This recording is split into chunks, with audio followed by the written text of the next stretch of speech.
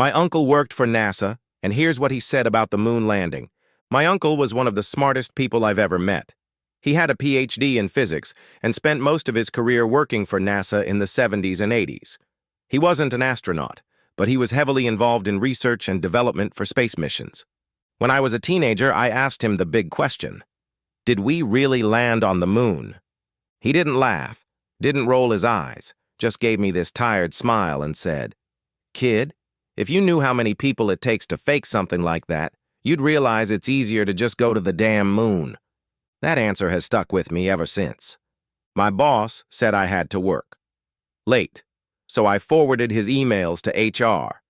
If you only read the title, I might seem like a petty employee, but trust me, this was long overdue. I've worked at my company for 2 years. My boss, Mike, had a habit of dumping extra work on me at the last minute, always after hours, always urgent. At first, I thought it was normal, but then I noticed a pattern. My coworkers never got these late-night emails. Just me.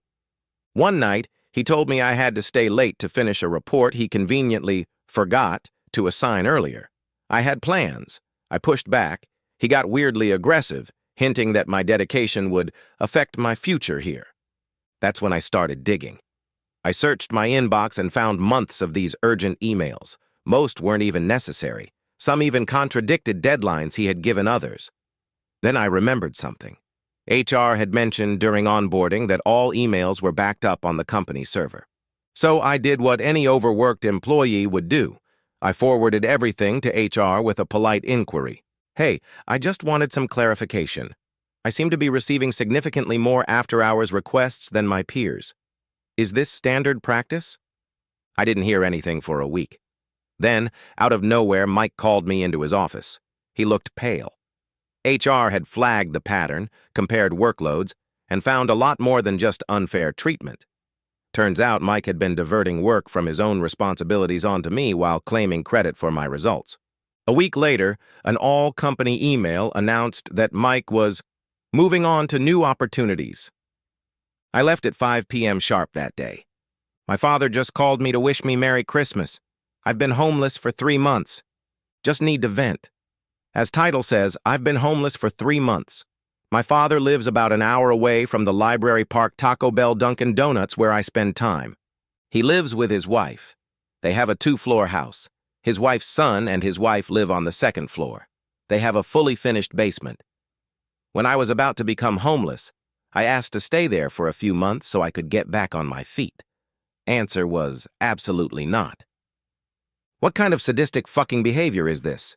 2 days ago, it was 15 degrees Fahrenheit outside.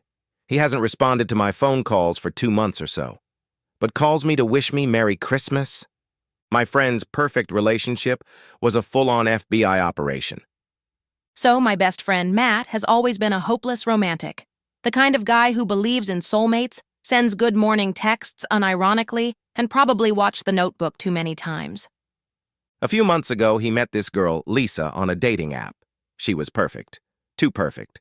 Gorgeous, funny, into the same weird indie bands as him, and, get this, she actually laughed at his terrible puns. Within weeks, they were inseparable. Lisa was always around, but something felt off. She never let him take pictures of her. She never talked about her job, just said she was in government work. And she always paid in cash. One night, we were at a bar, and Matt stepped away to take a call. Lisa, left alone with me, leaned in and said, "You seem like a good friend. Make sure Matt stays out of trouble." What? Then, 2 days later, she just vanished. Poof. Phone disconnected, apartment emptied out.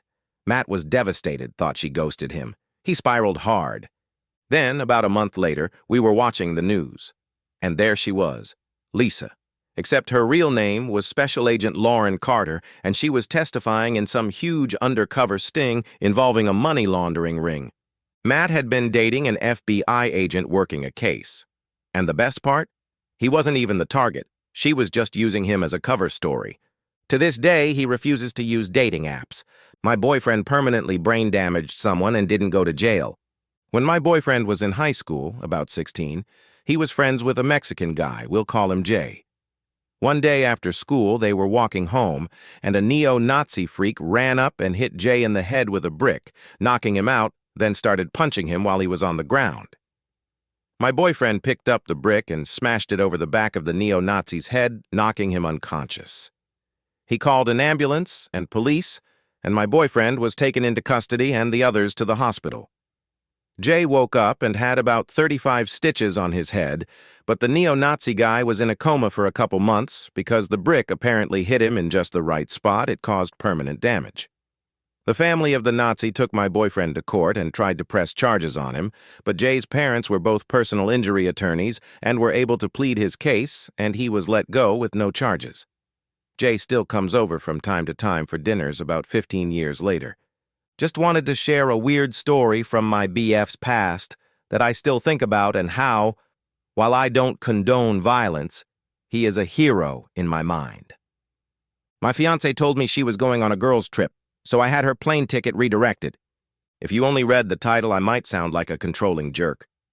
But I promise you I'm not. I've been with my fiancée, Rachel, for 3 years. We got engaged 6 months ago, and everything seemed perfect, until I started noticing little things. Sudden late-night meetings, a new password on her phone, and the biggest red flag, a girls' trip she was oddly secretive about. I wasn't the jealous type, but something didn't sit right. So I did something I never thought I'd do. I checked our shared airline account.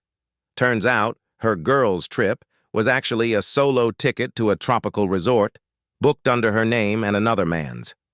I recognized his name, a friend from work. I didn't confront her right away. Instead, I got to planning. I quietly canceled her ticket and rebooked it to her parents' house. Same departure time, just a very different destination.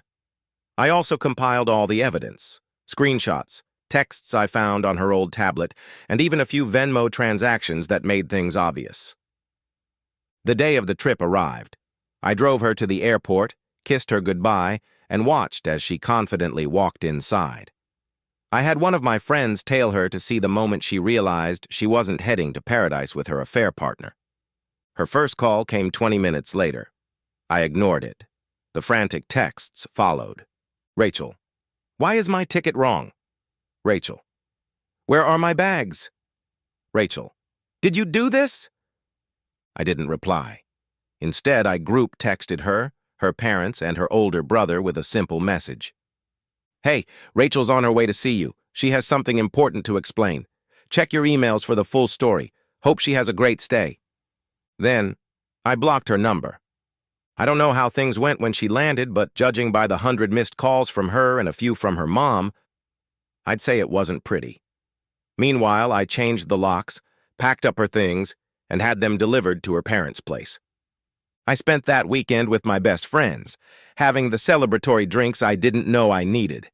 So yeah, Rachel did go on a trip, just not the one she planned.